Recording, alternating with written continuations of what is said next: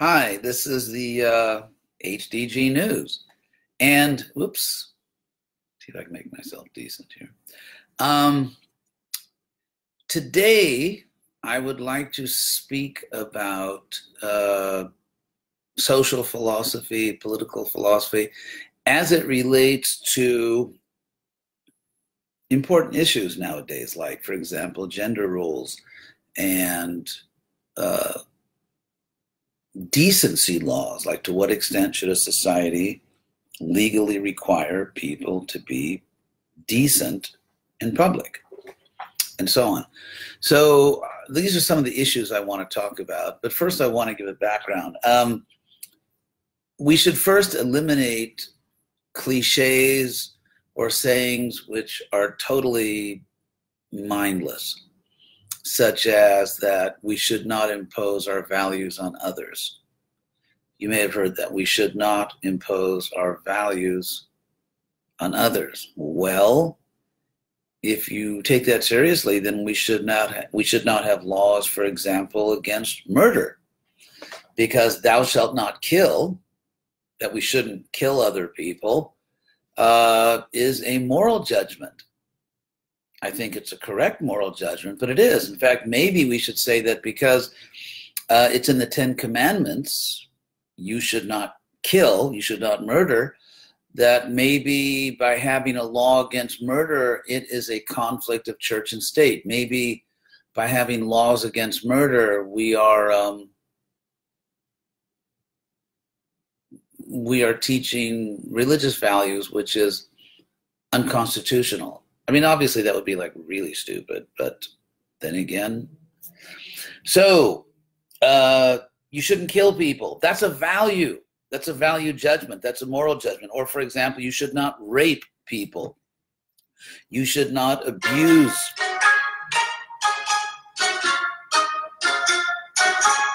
Sorry about that. Sorry, just turned that on. So we obviously impose values because that's what society is. For example, I'm absolutely sure there are some men who would prefer that there not be laws against rape.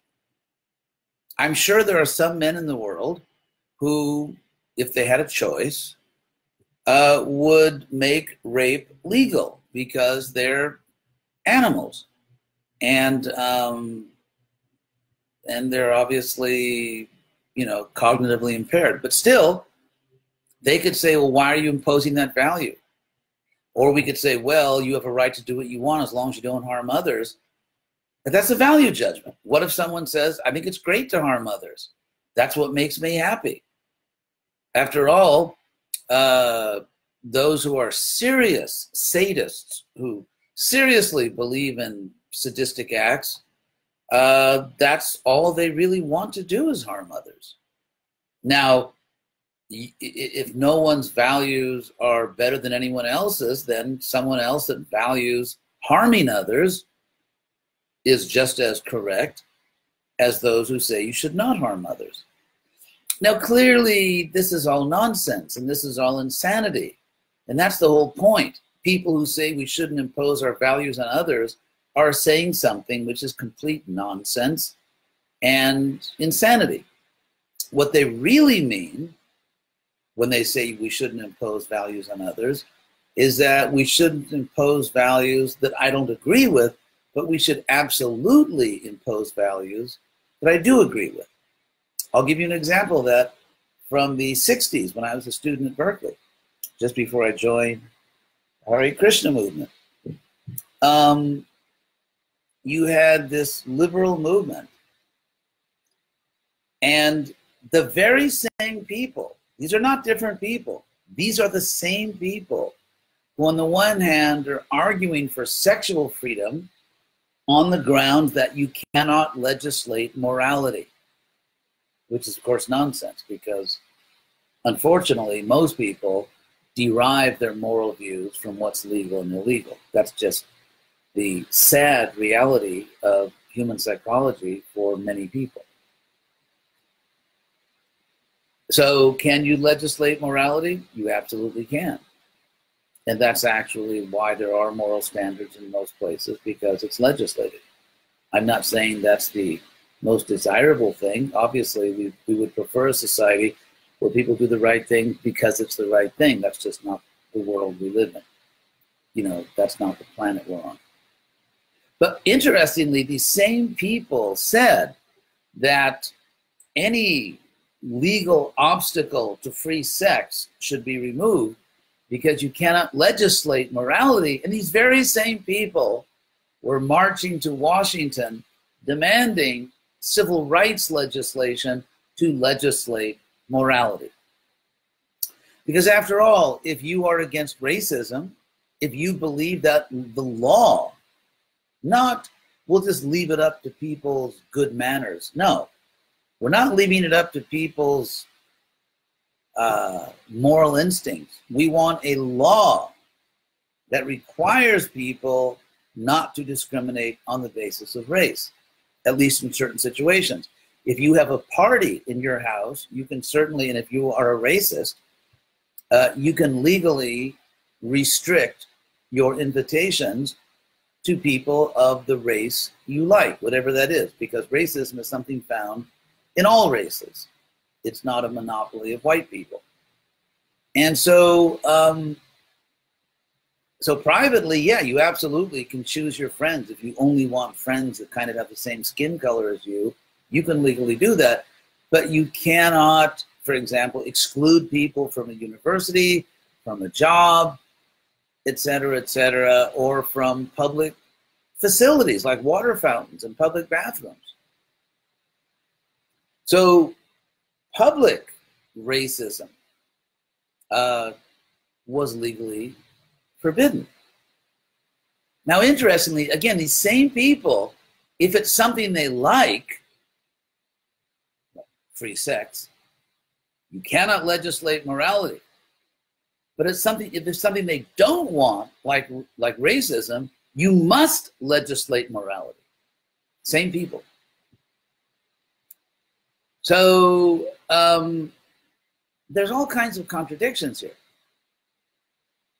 All the laws forbidding public sexism, racism, and so on are all attempts, and fairly successful attempts, to legislate morality.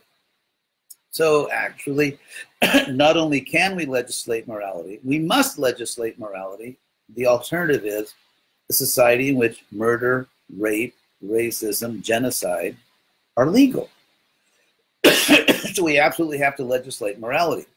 Now, which morality should we legislate? That's the question. And so to get to the answer quickly, whatever anyone may say, you know, apart from the blah, blah, blah, the real fact is the majority wins. So if you have a society where most people believe that something is so bad that it should be illegal, such as rape, racism, murder, theft, then that society, in the case of a democracy, we're talking about democracy now, because that's what we've got. The people elect representatives who agree with them. Those representatives pass laws, and that's it. And they elect, in the case of the American system, which is fairly standard in secular democracies, people elect legislators to Congress. In most countries, it's parliament.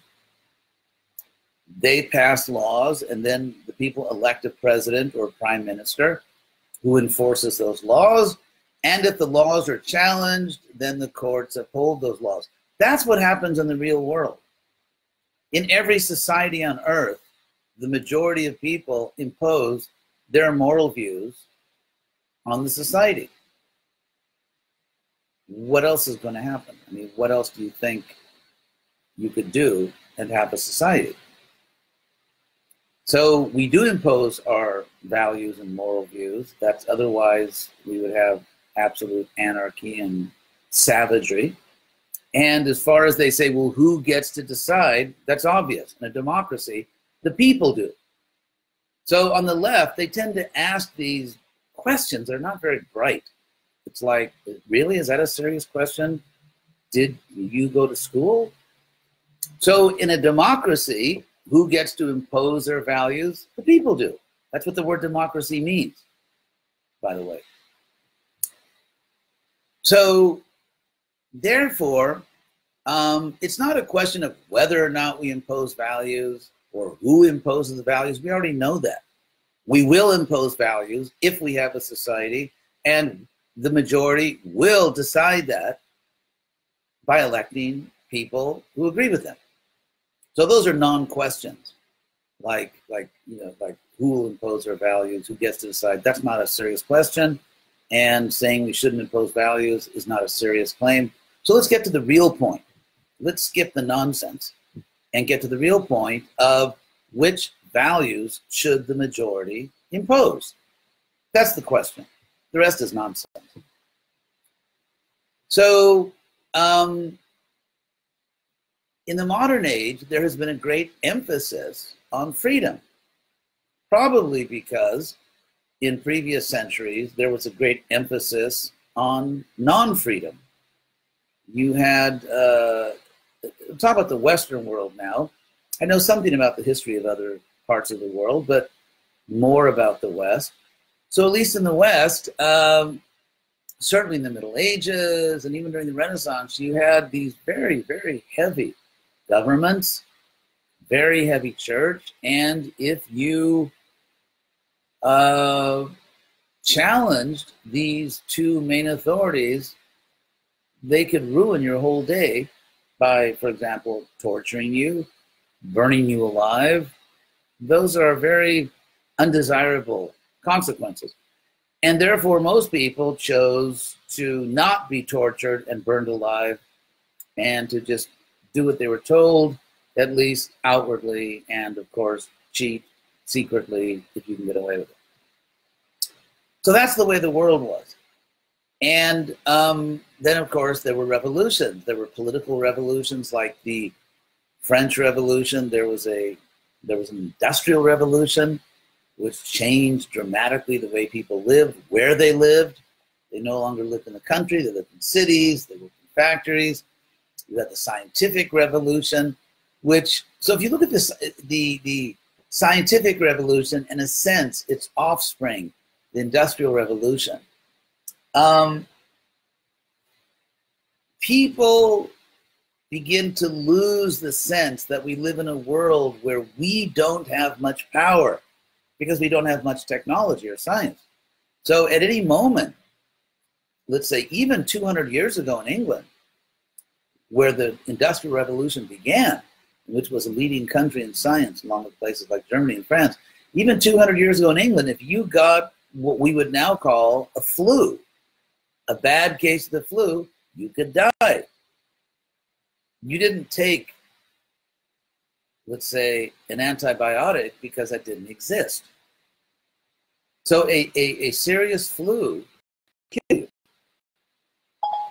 A serious Here's what flu. I found on the web for is the flu kill you. Oh my God, my imperfect phone technology thinks I'm talking to it. So, because life was so precarious, life was so short, life was so dangerous, people took shelter of God. Plus, most people lived in the country where they're surrounded by a God-made environment. Prabhupada used to quote the English poet Cowper, the city is made by man, the country is made by God. And I remember once in India, maybe 20 or 30 years ago, I read in the newspaper, they did a study and they found that people that lived in the country were much more likely to believe that God and religion were an important part of their life. Whereas people in big cities were much less likely to think that. And of course, the same is true around the world. So the more people's immediate environment became man-made and not God-made, people started transferring their allegiance to human institutions and human values. And so, of course, this is a whole story. But And then we get secular democracy. Plus, as I explained in some talks I gave this week, you have very bad religion, violent, repressive religion, and so on. So now, sort of the upshot of this is you have a collective belief, which is very widespread, especially among liberals, by the way. I don't want to just bash liberals, although they're really asking for it nowadays. But anyway, and I'm not an American Republican. I didn't vote for Trump, but anyway. There's this very humanistic idea, which was stated almost 2,500 years ago by the sophists. Who's that famous sophist? Sophocles? I can't remember. I mean, I got his name wrong. No, I forgot his name. But he was a famous sophist back in the time of Plato. And he said, man is the measure of all things. Things that are, that they are. Things that are not, that they are not. That is a quote. Let's see if I can get that for you. Protagoras. It was the sophist Protagoras. So what did he mean by that? Man is the measure of all things, meaning human being. Man is the measure of all things, of things that are, that they are. Consider how that applies of things that are not, that they are not. So how does that apply to the moral realm? Man measures what is good and bad, what is moral and immoral. There is no universal law. There is no God-given moral system. God does not measure what is right and wrong. There is no God that does that. We measure. Human beings measure what is right and what is wrong, or if something is real or not real. Like, for example, let's say a taboo, like, let's say premarital sex, which used to be a taboo and now is not at all a taboo in most communities. It still is in some religious communities. So is that really something we should avoid? Man is the measure of that. Now I get to a point I wanted to bring out in this discussion. And that is, people nowadays tend to believe, not everyone, but most people, that we are much better than people used to be. We're more advanced, we're more intelligent, and we have a lot more freedom. Not only more technology, but we have more freedom. People in the past were sexually repressed, they were hung up, they were superstitious, they were just weird and perverse, and they didn't think you should just be able to go and sleep around, have sex wherever you want. So these were like weird sort of, as Freud would say, kind of repressed, emotionally twisted people. And now we've straightened that out. We now understand that psychologically healthy people throw away all these taboos, like sexual taboos, and basically, do what they like. So that makes you a liberated person, a rational, modern person. Now, how do we measure this? Let's say that we assume that the simplistic and kind of idiotic idea that whatever human beings think is right or wrong is right or wrong. Well, what about Hitler? I mean, you could say the only reason Hitler wasn't right is because he lost the war. If Hitler wasn't the military moron that he actually was, if he hadn't invaded Russia, if he had not invaded Russia, he basically would have successfully acquired a European superstate that included all the Germanic regions, which, let's say, Germany, Austria, and what is now Western Poland, Gdansk, which used to be the German city of Danzig, what is now the Czech Republic. I mean, Prague, which way back in time was a Germanic state. And maybe Alsace-Lorraine, that part of eastern France, which the French and German disputed forever. In other words, Hitler, if he had not invaded Russia, and if he would have been sane, I mean, you say the bad news is Hitler was crazy. The good news is his craziness ultimately led to his own defeat. But otherwise, he would have created a European superstate that would have dominated the world, scientifically, technologically. It would have dominated the world. It would not be about America. It would have been the Germanic superstate. Except that he invaded Russia. So if you take Protagoras seriously, that man is a measure of all things, then if Hitler, as I said, had not been a military moron, if he had been successful, he would have written the history books, and his ethnic racial cleansing program, his genocide program, would have gone down in history as he saved the world. So we don't really want to vote for Protagoras. I think you can see there are serious moral problems with Protagoras, because it basically means, what is it? Might makes right. That if you are more powerful, if you win, then you're right. Then you're morally right, because militarily you killed your enemies. And morality is reduced down to military strength. To say that someone is virtuous simply means they have more firepower, they can kill more people than you can. And that makes them, so whatever they believe is morally correct. So let's say we're not going to go with that. Then how do we measure what's right and wrong? What if we use some kind of utilitarian thing, like what makes people happy? Well, here's an example. It turns out, statistically, social science, this is social science, that children that grow up in homes with a mother and father who actually like each other and stay together, married, tend to do much better, not always, but that's the tendency. They tend to have much better lives than people that grow up in broken homes in terms of, and these are some of the metrics. For example, rate of suicide, rate of substance abuse, rate of serious psychological problems, economic well-being, et cetera, et cetera. The rate of criminality, like how likely is someone from each group, how likely are they to engage in criminal activity and end up in jail? So if you study these different metrics, what we find is that children tend to do much better, not always, but in the majority of cases, they do much better if their parents are married and stay that way or together. So therefore, you could say society has a rational, vested interest in promoting marriage and in discouraging people from doing whatever they want and not really committing to each other. Why does society have a vested interest?